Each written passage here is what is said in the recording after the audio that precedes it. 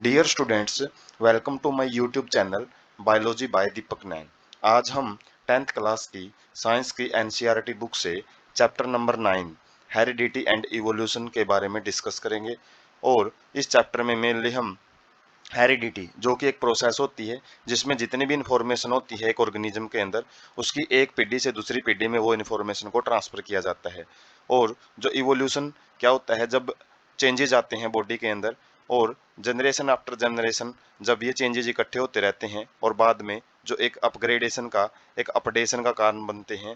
जैसे ऑर्गेनिजम्स है अपने पूर्वजों से बहुत ज़्यादा एडवांस बनता चला जाता है। जैसे हम इंसानों का यदि एग्जाम्पल देखें तो इसमें मंकीज से जो इवोल्यूशन है वो माना जाता है ह्यूमंस का। और मंकीज बहुत कम एडवांस थे, लेकिन जो ह्यूमंस है वो आज काफ़ी एडवांस हो चुके हैं। उसी प्रोसेस को इवोल्यूशन बोलते हैं। और ये चैप्टर दो पार्ट में रहेगा, जिसमें मेनली हम फर्स्ट पार्ट में हेरिडिटी पढ़ेंगे और जो सेकंड पार्ट है वो कंप्लीट इवोल्यूशन से रिलेटेड रहेगा। तो स्टार्ट करते हैं। Introduction. Heredity deals with inheritance and variations of character from parents to offspring. तो हेरिडिटी क्या होती है? ये इनहेरिटेंस से रिलेटेड जो जानकारी है वो देती है। इनहेरिटेंस मतलब आनुवंशिकता, जिसमें जो कैरेक्टर्स हैं वो पेरेंट्स से ऑफस्प्रिंग में जाते हैं, माता पिता से बच्चों में जाते हैं। और बच्चों में जो विभिन्नताएं पाई जाती हैं, वेरिएशन मिलती हैं, जो उनके माता पिता से वो बिल्कुल तो अलग नहीं बोल सकते हम, कुछ वेरिएशन, कुछ विभिन्नताएं वो पाई जाती हैं, उनके बारे में हमको हेरिडिटी है वो जानकारी देता है।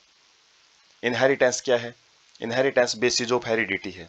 हेरिडिटी आनुवंशिकता का जो आधारभूत हम बोल सकते हैं वो इनहेरिटेंस कहलाता है। और प्रोसेस बाय विच करेक्टर, और ये एक वो प्रक्रिया होती है जिसमें जो करेक्टर्स हैं वो पेरेंट्स से प्रोजेनी में, ऑफस्प्रिंग्स में या फिर बच्चों में हम बोल सकते हैं वो जाते हैं। वेरिएशन क्या है? Degree by which progeny differ from their parents. ये वो एक दायरा है जिस बेस पे हम बोल सकते हैं कि जो बच्चे हैं वो माता पिता से कितने अलग हैं। Causes was hidden in sexual reproduction, और जो वेरिएशन है हमने रिप्रोडक्शन वाले चैप्टर में भी डिस्कस किया था कि सेक्सुअल रिप्रोडक्शन की वजह से ही वेरिएशन आती हैं। और यही वेरिएशन जब इकट्ठी होती रहती हैं तो बाद में एक पूरा एक नया जीव है वो विकसित होता है, जो इवोल्यूशन का कारण बनता है।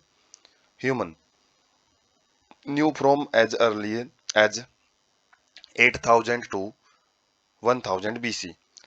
तो यदि हम ह्यूमंस के बारे में हिस्ट्री देखें तो लगभग ये 10,000 के आसपास, BC बिफोर क्राइस्ट बोला जाता है। तो ये 1000 से लेके 8000 ईसा पूर्व जो ह्यूमंस है उनका विकास माना जाता है, इनका इवोल्यूशन माना जाता है। Exploited variation that were naturally present in the wild population of plants and animals to selectively breed and select for organism that possessed desired characters. तो ह्यूमंस ने भी काफी सारी वेरिएशंस की हैं, वेरिएशंस का कारण बना है ह्यूमन भी, जिसमें वो वाइल्ड पॉपुलेशन, जो जंगली अलग अलग प्रजातियां होती थी प्लांट्स की, एनिमल्स की, उनमें वो प्रजनन करवा के, सिलेक्टिव प्रजनन करवा के, जिससे कि जो मन चाहे करेक्टर्स हैं, जैसे हम आज जितने भी पालतू जानवरों को पालते हैं, तो वो सारे कहीं ना कहीं सिलेक्टिव ब्रीडिंग से हम उनको अपनी मर्जी के करेक्टर्स की वजह से ही उनको, जो उनकी वाइल्ड पॉपुलेशन थी उनसे उनको अलग किया हुआ है। एग्जाम्पल है जैसे आर्टिफिशियल सिलेक्शन और डोमेस्टिकेशन के द्वारा जो एंसेस्ट्रल वाइल्ड काउज, जो जंगली गायें होती थी, जैसे एग्जांपल है साहिवाल काउज इन पंजाब, इसको हमने सिलेक्शन के द्वारा ही अपने पालतू बनाया है। जो इनका एक जंगलों में रहने वाली जो प्रजातियां थी, जो वनों में रहती थी, वो इतने ज़्यादा अच्छी नहीं थी मिल्क प्रोडक्शन के बेस पे यदि हम देखें तो। लेकिन जैसे जैसे इंसान ने विकास किया है, प्रोग्रेशन की है, तो उस बेस पे काफ़ी सारे जो अच्छे गुण हैं वो इस प्रजाति के अंदर विकसित किए हैं। आवर एंसेस्टर्स, जो हमारे पूर्वज हैं, वो भी इनहेरिटेंस के बारे में उनकी पास भी कुछ जानकारी रहती थी, कि उनको भी थोड़ा सा आइडिया था कि किस प्रकार से जो करेक्टर्स हैं वो एक पीढ़ी से दूसरी पीढ़ी में जाते हैं और कैसे वेरिएशन खोज करते हैं, विभिन्नताएं खोज करते हैं। लेकिन उनको इसका कोई साइंटिफिक बेस नहीं पता था कि इसके पीछे साइंस कैसे काम करता है, किस प्रकार से जीन काम करते हैं, जीन में कैसे इंफॉर्मेशन को स्टोर करके रखा जाता है। तो वो तो जैसे हम आगे डिस्कस करेंगे, तो वो एक एडवांस जो इन्फॉर्मेशन है वो तो टाइम टू टाइम हमने एक इवोल्यूशन के जरिए ही प्राप्त की हैं। तो बेसिक टर्मिनोलॉजी हम देखते हैं हेरिडिटी को समझने से पहले। फैक्टर्स क्या होते हैं? तो फैक्टर्स यहाँ पे जैसे हम नॉर्मली बोलते हैं कारक, इंग्लिश में इसको कारक बोलते हैं, लेकिन वो चीज़ नहीं है यहाँ पे। फैक्टर्स यहाँ पे करेक्टर्स के लिए वर्ड यूज किया गया है। Something which stable passed down unchanged, एक ऐसी चीज होती है जो एक पीढ़ी से दूसरी पीढ़ी में पास की जाती है आगे। अनचेंज्ड का मतलब बिना किसी चेंज के। फ्रॉम पेरेंट टू ऑफस्प्रिंग हम बोल सकते हैं कि माता पिता से बच्चों में जो भी गुण जाते हैं उनको फैक्टर्स बोला जाता है। और किसके जरिए जाते हैं? माता पिता से गैमेट्स बनते हैं, मेल और फीमेल गैमेट्स, वो फ्यूज होते हैं तो जाइगोट बनता है, और वो जाइगोट से ही आगे नया जीव है वो विकसित होता है। और एक पीढ़ी से दूसरी पीढ़ी में फैक्टर्स हैं वही आगे बढ़ते हैं। जीन क्या होते हैं? जीन यूनिट ऑफ इनहेरिटेंस होती है, आनुवंशिकता की एक इकाई होती है, क्योंकि जितने भी गुण आगे करेक्टर्स आगे जाते हैं एक पीढ़ी से दूसरी पीढ़ी में, वो इन जीन्स के जरिए ही जाते हैं। Contain information to express a particular trait in an organism, किसी भी जीव में कोई भी विशेष गुण है उसको प्रदर्शित करने के पीछे एक जीन का ही हाथ होता है, जीन की वजह से वो गुण है वो दिखाई देता है। एलील्स क्या होते हैं? Genes coding for a pair of contrasting traits, कोई भी दो अलग अलग करेक्टर्स को शो करने के लिए जीन की दो फॉर्म होती हैं, और ये डिफरेंट फॉर्म होती हैं एक ही जीन की, उसको हम एलील बोलते हैं। और ये सिमिलर भी हो सकती हैं दोनों एलील्स, जिसको होमोजाइगोट्स या फिर होमोजाइगस कंडीशन बोलते हैं।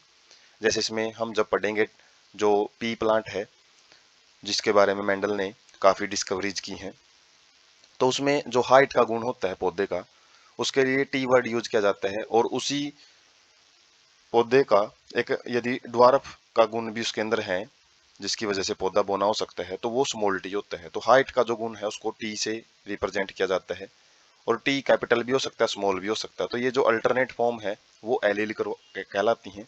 और जब ये इकट्ठी पाई जाती हैं, एक जैसी पाई जाती हैं, तो उसको होमोजाइगस कंडीशन बोलते हैं। और जब डिफरेंट डिफरेंट पाए जाते हैं, जैसे कैपिटल टी एक स्मॉल टी, उसको हम हेट्रोजाइगस कंडीशन बोलते हैं। ये आगे फर्दर जब हम स्लाइड में डिस्कस करेंगे तब ज्यादा समझ में आएंगे। ये अल्फाबेटिक सिंबल बहुत ज्यादा यूज किए जाते हैं यहाँ पे जब क्रॉस वगैरह किए जाएंगे।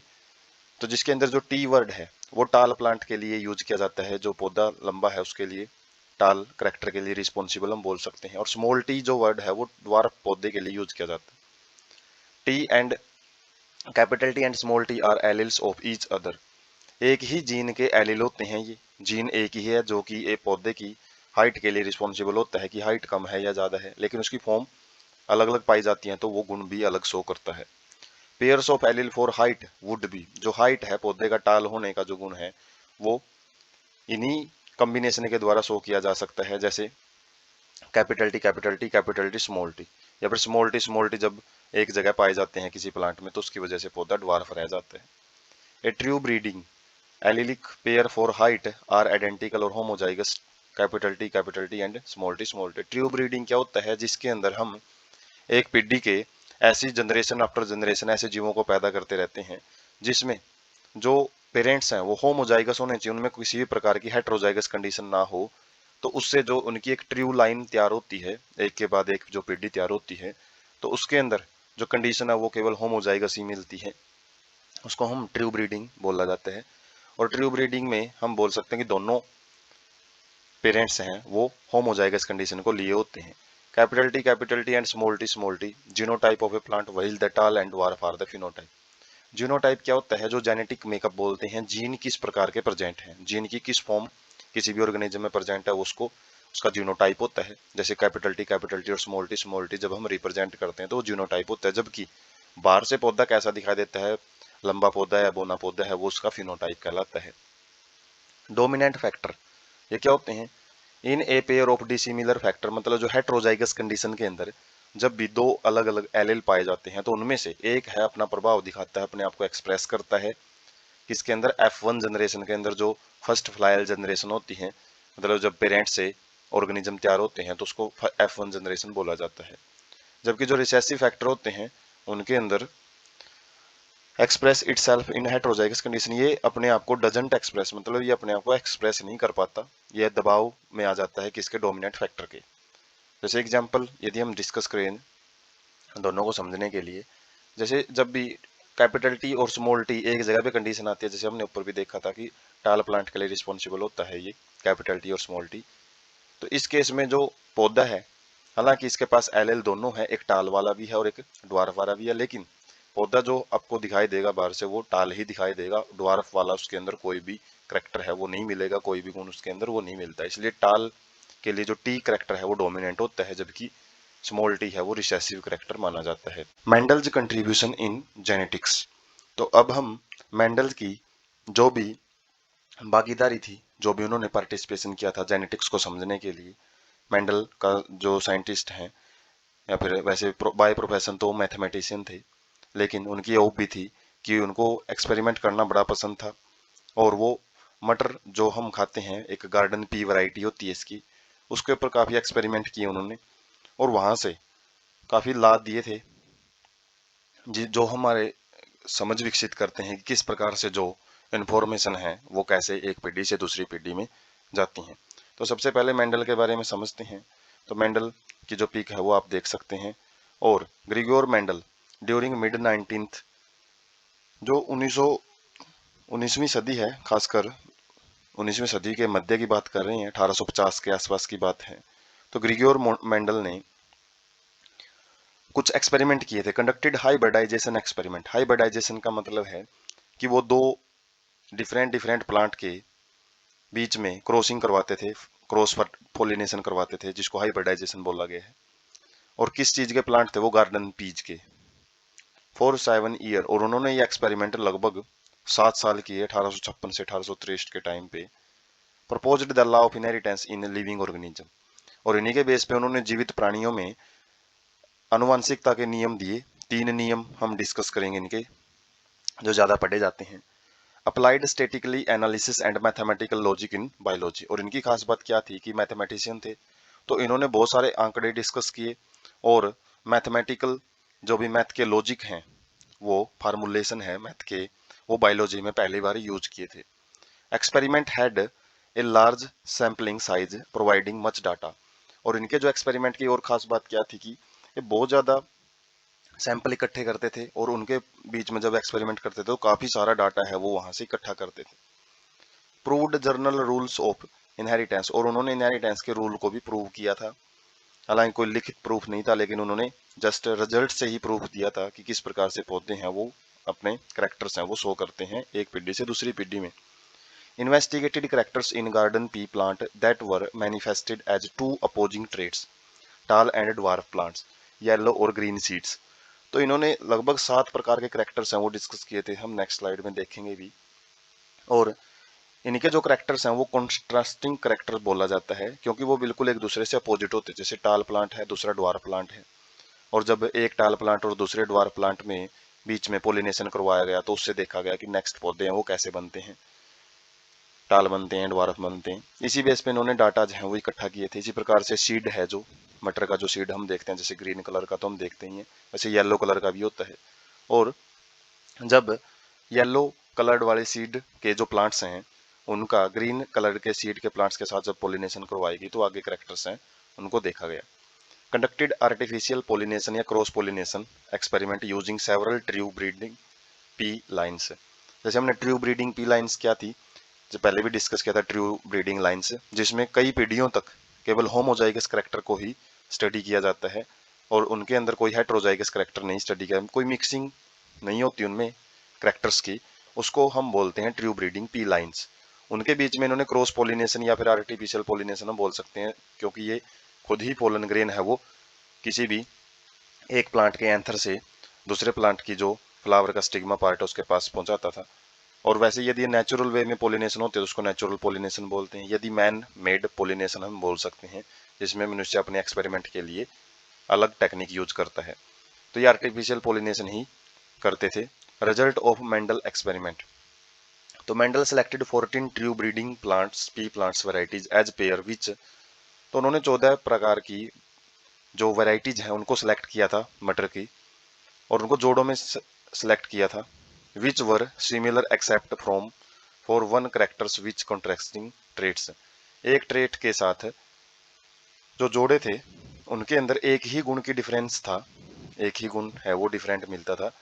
तो यहाँ से हम बोल सकते हैं कि 7 जो मेन करेक्टर हैं वो स्टडी किए थे उन्होंने, और उनके आगे जो फर्दर यदि हर एक का जोड़ा बनाए तो टोटल 14 प्लांट्स को इन्होंने स्टडी किया था। वो कैसे किया था हम देख सकते हैं स्लाइड में। तो इस तरीके से इन्होंने, जैसे फ्लावर का कलर है ये करेक्टर हम बोल सकते हैं, इसके जो कॉन्ट्रास्टिंग ट्रेट है वो 2 हैं, एक डोमिनेंट एक रिसेसिव है। जैसे फ्लावर का कलर है वो पर्पल भी हो सकता है, बैंगनी रंग का भी हो सकता है, या फिर व्हाइट कलर भी हो सकता है। डोमिनेंट ट्रेट का मतलब क्या है कि जब एक पर्पल फ्लावर वाले हम यदि प्लांट का व्हाइट फ्लावर वाले प्लांट के साथ क्रॉस करवाते हैं तो आगे ज्यादा करेक्टर दिखने के वो पर्पल कलर के फ्लावर वाले जो ज्यादा बच्चे हैं वो प्रोड्यूस होने के ज्यादा चांसेस हैं। इसी प्रकार से प्लांट हाइट है, जैसे टाल भी हो सकता है, ड्वार्फ प्लांट भी हो सकता है, शॉर्ट हाइट वाला प्लांट भी हो सकता है। सीड कलर है जो वो येलो भी हो सकता है और ग्रीन भी। और जो हम ग्रीन पी ज्यादातर यूज करते हैं तो वो एक रिसेसिव ट्रेट ही होता है। जबकि जो सीड का शेप है वो राउंड भी हो सकता है और रिंकल्ड का मतलब जुरीदार भी हो सकता है। पोड मतलब फली होती है, फली का जो कलर है वो ग्रीन डोमिनेंट होता है और येलो रिसेसिव होता है। जबकि सीड का जो कलर है वो इसका जस्ट अपोजिट होता है, येलो उसमें डोमिनेंट होता है और जबकि ग्रीन रिसेसिव ट्रेट में आता है। इसी प्रकार से जो पोड की शेप है वो इन्फ्लेटेड बिल्कुल समतल भी हो सकती है और कंस्ट्रक्टेड कंस्ट्रक्टेड का मतलब है वो कुछ वहां पे अलग अलग उभार या फिर कुछ गड्ढे से हैं वो बने होते हैं, एक जैसी नहीं होती। और जो इन्फ्लेटेड है वो बिल्कुल स्ट्रेट मिलती है और वही डोमिनेंट होती है। फ्लावर पोजीशन एक्जियल या फिर टर्मिनल। टर्मिनल होता है बिल्कुल टिप पे, और एक्जियल क्या होता है जो प्लांट की जो बिल्कुल टिप वाला रीजन है वहां से नहीं, साइड से ही कोई प्लांट फ्लावर है वो निकला होता है। तो इसमें फ्लावर है जो बिल्कुल टिप पे प्रेजेंट होता है। तो ये टोटल यदि हम देखें तो मेन तो 7 करेक्टर ही थे, वो पेयर में स्टडी किए थे, इसलिए इसने ट्रू ब्रीडिंग लाइंस जो जितनी सिलेक्ट की थी पूछ लिया जाता है, 14 ट्रू ब्रीडिंग लाइंस है वो सिलेक्ट की थी अपने एक्सपेरिमेंट के लिए। Mono hybrid cross. तो मेंडल ने मेनली 2 टाइप के क्रॉस किए थे, एक मोनो हाइब्रिड क्रॉस और एक डाई हाइब्रिड क्रॉस। तो मोनो हाइब्रिड क्रॉस हम देखते हैं क्या होता है।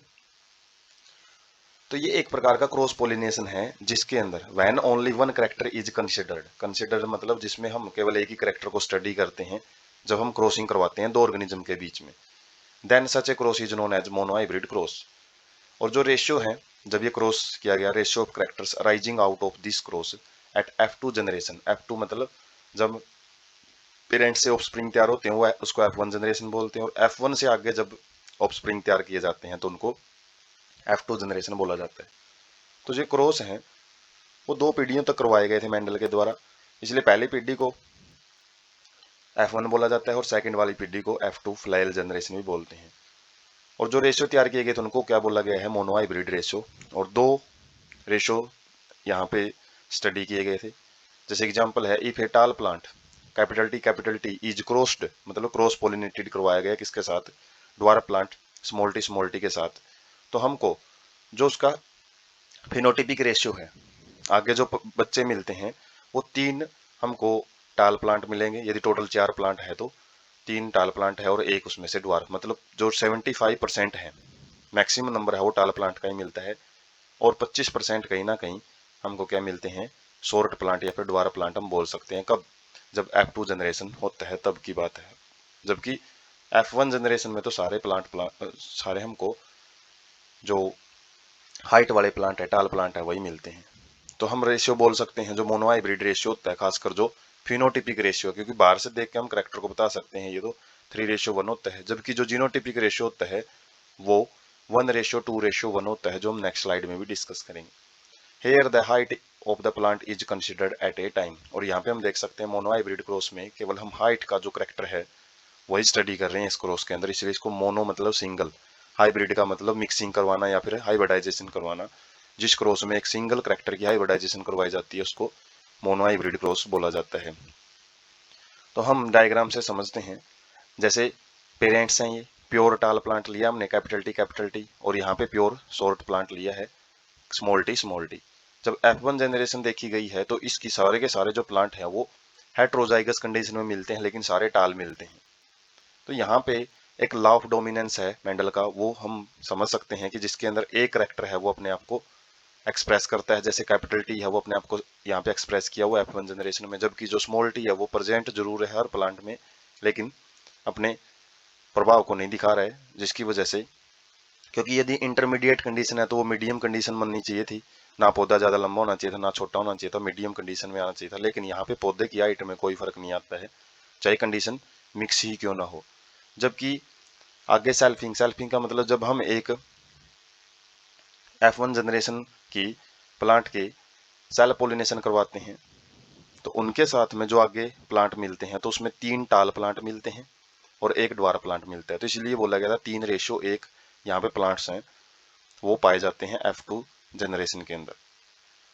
और इसी को रिप्रेजेंट करने का जो तरीका है, जो एग्जाम पॉइंट ऑफ व्यू से भी जरूरी है, जब भी मोनोहाइब्रिड क्रॉस आता है तो उसमें जो हम दिखा सकते हैं कि जैसे पेरेंट्स है, पेरेंट्स के फिनोटाइप हैं टाल एंड ड्वार्फ प्लांट, और इसके ये जीनोटाइप लिखे गए हैं।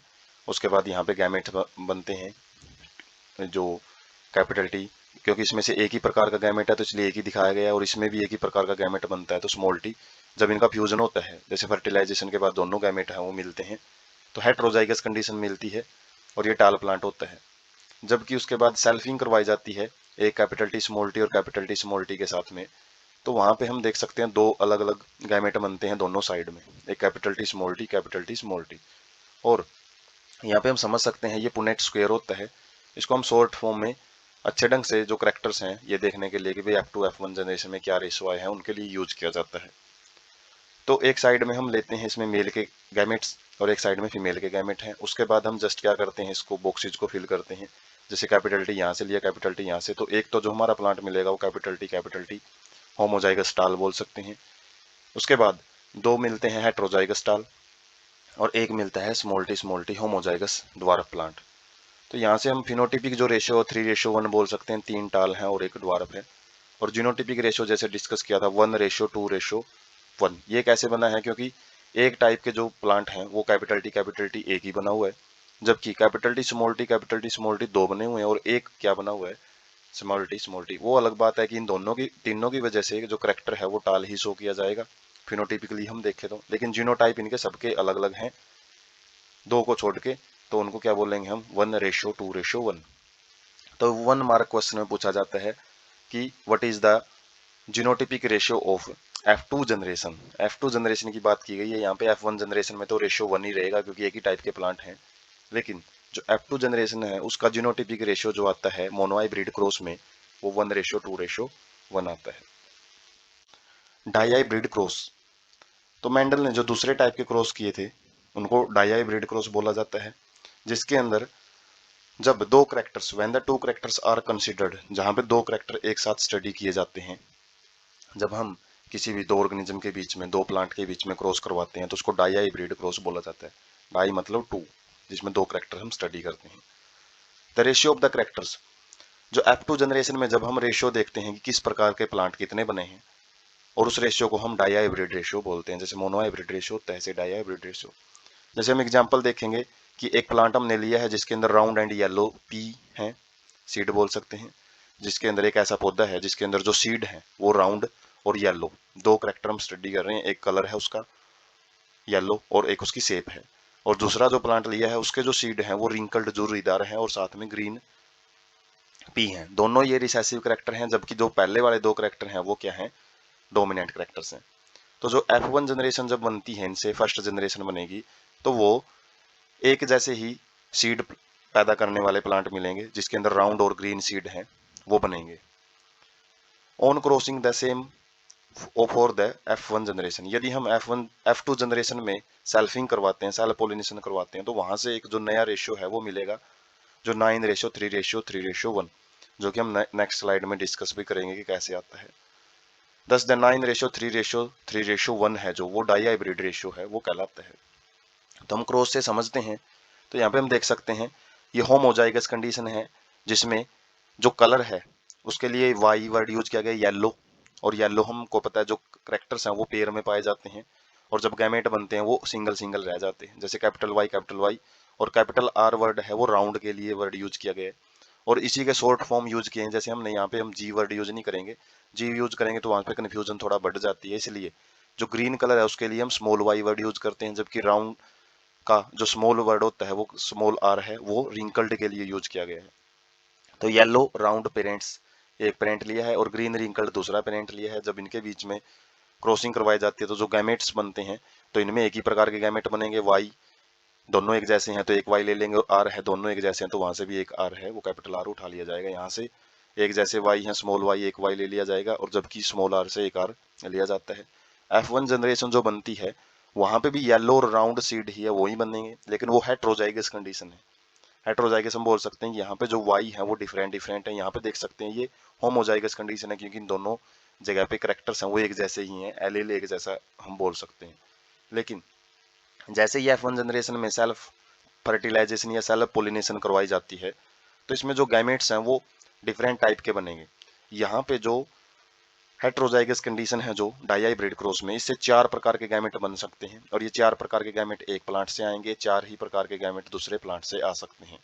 और जब हम पॉसिबिलिटीज देखते हैं कि किसका कॉम्बिनेशन किसके साथ हो सकता है, तो ये चारों के 4 गैमेट्स हैं वो इन चारों के साथ, जैसे ये एक गैमेट है वो इन चारों के साथ पोलिनेशन कर सकता है, वो या फ्यूजन हो सकता है, फर्टिलाइजेशन भी बोल सकते हैं, और दूसरे वाला भी वो 4 के साथ। तो इस प्रकार से यहाँ पे टोटल जो प्रोबेबिलिटी है, प्रायिकता है कि कितने प्रकार के कॉम्बिनेशन बन सकते हैं, वो 16 कॉम्बिनेशन यहाँ पे बनेंगे। और 16 कॉम्बिनेशन को जैसे हम इसी तरीके से पुनेट स्क्वायर बोलते हैं इसको, वो बिल्कुल आसान तरीका हो जाता है जिसमें हम करेक्टर को एक जगह लिख सकते हैं। तो इस प्रकार के से कॉम्बिनेशन देखेंगे, एक जगह पे कैपिटल वाई कैपिटल आर है, यहाँ पे कैपिटल वाई स्मॉल आर है, यहाँ पे स्मॉल वाई कैपिटल आर है, और यहाँ पे वाई आर और दोनों स्मॉल हैं। तो एक चीज यहाँ से एक और समझ सकते हैं कि जिससे ये F1 जनरेशन बनी है जिन दो गैमेट से, आगे ये उनसे भी अलग गैमेट्स हैं वो पैदा कर सकते हैं।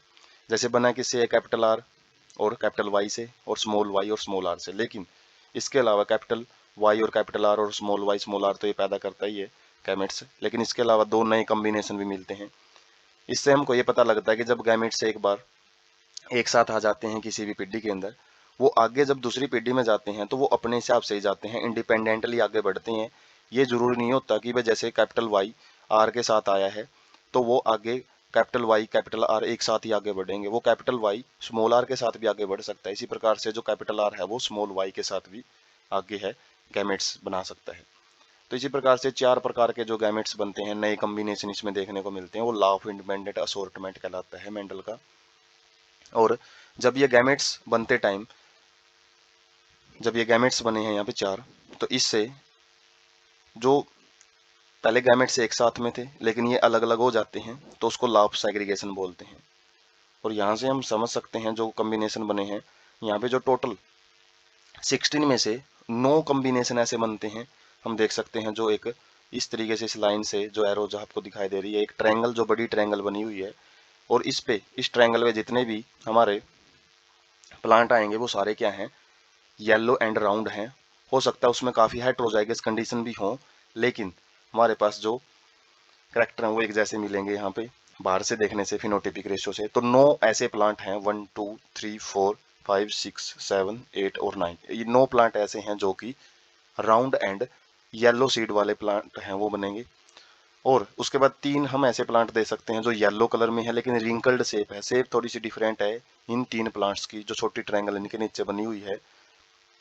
तो एक 3 प्लांट एक टाइप के बनेंगे जो कि येलो एंड रिंकल्ड सीड है वो पैदा करते हैं, जबकि आगे green and yellow green and round seed है वो भी 3 बनते हैं, और एक येलो ये ग्रीन एंड रिंकल्ड सीड है वो बनता है। तो 9:3:3:1 इस प्रकार से ये हमारा फिनोटिपिक रेशियो होता है। लेकिन यदि हम जीनोटाइप की बात करें तो जीनोटिपिक रेशियो काफ़ी लेंथी चला जाता है इसमें, क्योंकि यदि हम एक प्रकार का कॉम्बिनेशन को एक मान के चले तो इसमें ऐसे कॉम्बिनेशन हैं 4 जो सारे डिफरेंट डिफरेंट आए हुए हैं। जैसे इस लाइन पे बिल्कुल स्ट्रेट लाइन पे हम बात करें, मिडल लाइन है जो इसकी, उस पे सारे एक एक टाइप के हैं जो कॉम्बिनेशन है वो मिलेंगे। तो 1:1:1:1 बोल सकते हैं। उसके बाद दो कॉम्बिनेशन ऐसे हैं जहाँ पे हम देख सकते हैं Y capital Y capital R small R, capital Y capital R small R. तो ये दो कॉम्बिनेशन ऐसे हैं जो एक बार मतलब 2 बार ही आए हुए हैं हम बोल सकते हैं। इसी प्रकार से ये वाला कॉम्बिनेशन और ये कॉम्बिनेशन है ये भी 2 बार आया हुआ है। और इस लाइन पे जो बीचों बीच जो लाइन गई हुई है इस पे एक जैसे जो कॉम्बिनेशन है वो 4 बार आए हुए हैं। इसी प्रकार से ये वाला कॉम्बिनेशन और ये कॉम्बिनेशन एक जैसा है, और यहाँ पे भी ये कॉम्बिनेशन और ये कॉम्बिनेशन भी एक जैसा है।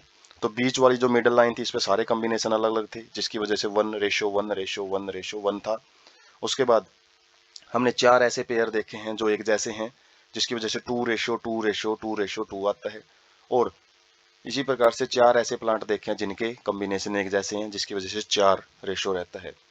तो लेंथी रेशो होता है ये, जिसको हम 1:2:1:2:4:2 रेशो 1:2:1, 121, 242 और 121 से भी याद रख सकते हैं। 4 1 एक साथ और 4 2 एक साथ और लास्ट में 4 से भी हम याद रख सकते हैं। ये जीनोटिपिक रेशो होता है जो F2 जनरेशन में डाई हाइब्रिड क्रॉस में जो मेंडल है उसने स्टडी किया था। नेक्स्ट है लॉज ऑफ मेंडल। तो जो भी मेंडल ने डाई हाइब्रिड और मोनो हाइब्रिड क्रॉसेज किए थे पी प्लांट के अंदर, तो वहां से उन्होंने 3 ला दिए थे अपने, जो भी टोटल कंक्लूजन था, जो भी निष्कर्ष निकला था एक्सपेरिमेंट का उनसे। तो सबसे पहले जो ला था वो था लॉ ऑफ डोमिनेंस। तो a gene has two contrasting alleles and one always express itself in the organism। किसी भी जीन के पास दो फॉर्म होती हैं उसकी एक्सप्रेस करने की। जैसे हमने हाइट के करेक्टर में देखा था कि एक जो कैपिटल टी है और एक स्मॉल टी है, उन दोनों एलिल की वजह से ही हाइट है प्लांट की वो डिसाइड की जाती है। और जिसमें से एक जो एलिल है वो अपने आप को एक्सप्रेस करता है किसी भी हेट्रोजाइगस कंडीशन के अंदर, और इसको हम डोमिनेंट एलिल बोलते हैं या डोमिनेंट जीन भी बोल सकते हैं। जबकि दूसरा जो अपने आप को रिप्रेजेंट नहीं करता उसको रिसेसिव एलिल बोलते हैं। And it express in any possible combination. ये किसी भी एक कॉम्बिनेशन के अंदर, खासकर हेट्रोजाइगस कंडीशन में, अपने आप को प्रभाव है जो शो करता है, इसलिए इसको डोमिनेंट एलिल बोलते हैं। और एक का डोमिनेंट पाया जाना, दूसरे का रिसेसिव कंडीशन में पाया जाना ही लॉ ऑफ डोमिनेंस को साबित करता है। जो दूसरा लॉ है वो है लॉ ऑफ सेग्रीगेशन। इसके अंदर क्या कहा गया है कि जब भी गैमेट बनते हैं, फॉर्मेशन ऑफ गैमेट्स जब भी होना होता है किसी भी ऑर्गेनिज्म के अंदर, तो उस टाइम पे जो कॉम्बिनेशन है उसके अंदर जीन का, जैसे पेयरिंग में क्रोमोसोम पाए जाते हैं 46 क्रोमोसोम, या फिर हम जैसे बोलते हैं ह्यूमन में 23 पेयर्स पाए जाते हैं, तो ये पेयर है वो सेपरेट हो जाते हैं। और आगे जब भी नेक्स्ट जनरेशन में इनको जाना होता है जीन्स को, तो ये सेपरेटेड फॉर्म में जाते हैं without any mixing of LL, और इनमें एलएल का कोई मिक्सअप नहीं होता है। ऐसा नहीं है कि दो करेक्टर मिक्स होके कोई थर्ड करेक्टर है वो बनाएंगे। तो जो एलएल है वो अपना एक आइडेंटिटी है उसको बनाए रखते हैं, अपनी अपनी पहचान है वो उनके अंदर स्टोर रहती है। थर्ड लॉ है लॉ ऑफ इंडिपेंडेंट असॉर्टमेंट, जैसे कि हमने प्रीवियस स्लाइड में भी डिस्कस किया है, जिसके अंदर जब भी नए कॉम्बिनेशन बनते हैं गैमेट्स के, खासकर F1 जनरेशन में डाई हाइब्रिड क्रॉस के अंदर हमने देखा था, जिसमें ट्रेड्स कैन सेग्रीगेट, सेग्रीगेट का मतलब सेपरेट हो जाते हैं, इंडिपेंडेंटली का मतलब बिना इस चीज पे निर्भर किए कि वो किसके साथ आए थे F1 जनरेशन में, of different characters during the gamete formation. जब गैमेट्स बनने होते हैं उस केस में वो इंडिपेंडेंटली आगे जनरेशन है उनके अंदर बढ़ते हैं। तो ये लॉ ऑफ इंडिपेंडेंट असॉर्टमेंट कहलाता है। उसके बाद है सेक्स डिटर्मिनेशन ऑफ बेबी। जो ह्यूमन होते हैं इनके अंदर जो बेबी का सेक्स है कि भाई मेल है फीमेल है, वो किस तरीके से डिफाइन किया जाता है वो हम देखते हैं। Chromosome pattern in human female is XX। जो ह्यूमन फीमेल है उनके अंदर टोटल 46 क्रोमोसोम मिलते हैं, जिसके अंदर 44 क्रोमोसोम तो ऐसे होते हैं जो मेल और फीमेल दोनों मिलते हैं। जो एक्स्ट्रा 2 क्रोमोसोम होते हैं वो XX पाए जाते हैं फीमेल में, और मेल के अंदर XY क्रोमोसोम है वो मिलते हैं। ऑल हैप्लॉइड गैमेट्स ओवा प्रोड्यूस्ड बाय फीमेल। फीमेल के द्वारा जितने भी एग प्रोड्यूस होते हैं, जो फीमेल गैमेट होता है वो हैप्लॉइड होता है, उसके अंदर 23 क्रोमोसोम ही होते हैं, जिसके अंदर सारे जितने भी ओम होते हैं उनके पास केवल X क्रोमोसोम ही आता है। जबकि मेल के अंदर जितने गैमेट्स, जितने स्पर्म प्रोड्यूस होंगे उनकी पॉसिबिलिटीज होती हैं कि आधे के पास X क्रोमोसोम चले जाए और आधे के पास Y क्रोमोसोम, क्योंकि मेल के अंदर 2 टाइप के क्रोमोसोम मिलते हैं। 50% of sperm carry X chromosome wheel other 50% carry Y chromosome. तो वही बात है, 50% स्पर्म्स के पास X क्रोमोसोम होते हैं, जबकि 50% के पास Y क्रोमोसोम प्रेजेंट होते हैं। आफ्टर फ्यूजन, जैसे ही फर्टिलाइजेशन होगी, मेल और फीमेल गैमेट जब मिलते हैं, तो जाइगोट के पास XX क्रोमोसोम भी हो सकता है और XY क्रोमोसोम भी मिल सकता है। और ये किस पे डिपेंड करेगा कि किस टाइप का स्पर्म है वो आ रहा है। यदि मेल से X टाइप का क्रोमोसोम है तो XX कंडीशन मिलेगी, यदि Y टाइप का क्रोमोसोम है तो स्पर्म के पास, तो वो XY टाइप की कंडीशन है जाइगोट के अंदर बनाता है। तो XX जब जाइगोट बन जाता है तो वो आगे फीमेल बेबी में डेवलप होता है, जबकि XY कंडीशन है वो आगे मेल है, ये बॉय बेबी बॉय हम बोल सकते हैं, तो वो डेवलप होगा। तो यहाँ से हम देख सकते हैं कि जो बेबी का सेक्स डिटर्मिनेशन है, मतलब बेबी गर्ल है या बॉय है, उसके लिए फादर टोटली रिस्पॉन्सिबल होता है, मदर का उसके अंदर कोई रोल नहीं होता।